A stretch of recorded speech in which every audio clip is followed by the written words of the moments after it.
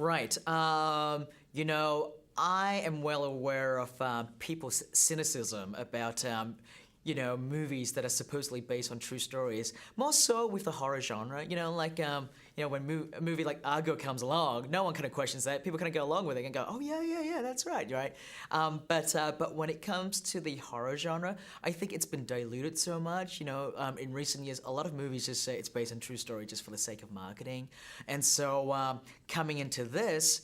I was very mindful of that, and I wanted to wear the based on the true story label with pride. I wanted to be proud of it. I wanted to, I wanted it to be a badge of honor that I can really stand by. And so, one of the things we did very early on was we wanted to, reach out to Lorraine and the parents as much as we could. And so that way then the voices that we get to put into the movie are the voices of the real life people.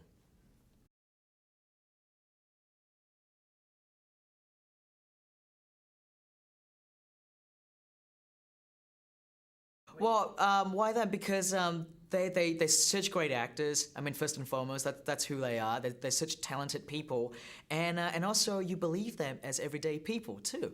They bring so much depth to the characters, and they when you watch it, you're not taken out of the movie. Because they become the characters. That's what I love about Patrick. Patrick has the looks and acting chop of like a great leading man, but when he plays a character like this, he just kind of like buries himself into it, kind of like old school Johnny Depp in a lot of ways, right? And that's why we all love Johnny Depp, because he's a character actor trapped in a leading man's body, and that's how I kind of feel too with my actors here. And I'm very fortunate to have them in this movie.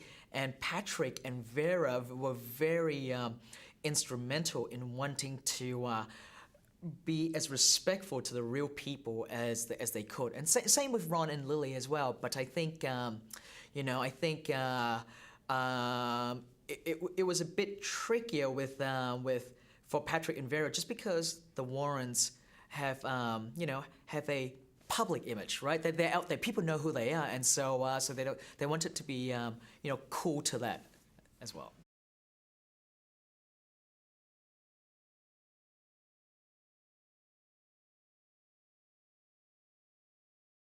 I wanted to get as much information as I could from them, but not to the point where it kind of hinders me making the movie I wanted to make, right? And so I kind of, in a lot of ways,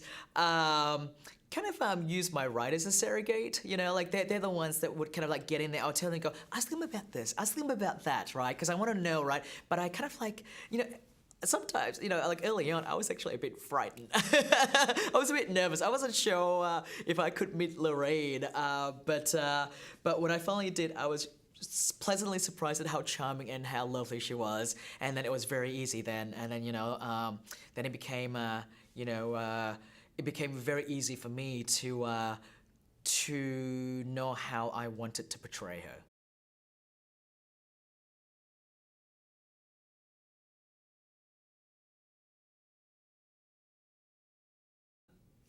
I would love to build my own mythology here and say, crazy stuff happened on set, crazy, scary stuff.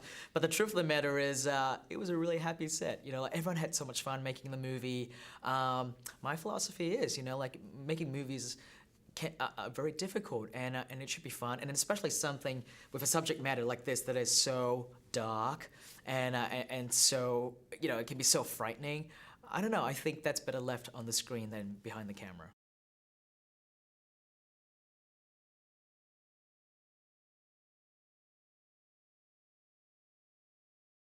Not so much during the shooting, but at the start of production, when I was designing the movie, when I was working on the script with the Hayes brothers, and even talking with Vera as well about how we wanted to really show Lorraine and Ed. There were moments in there where the movie really got into our head early into production. I remember Vera was telling me that she'll keep waking up at about 3 a.m. in the morning, which ties into a particular plot point in the film. And so I think, I think some of that stuff just kind of, from the pages, it kind of like found its way into our heads. But luckily, yeah, there was nothing more than that.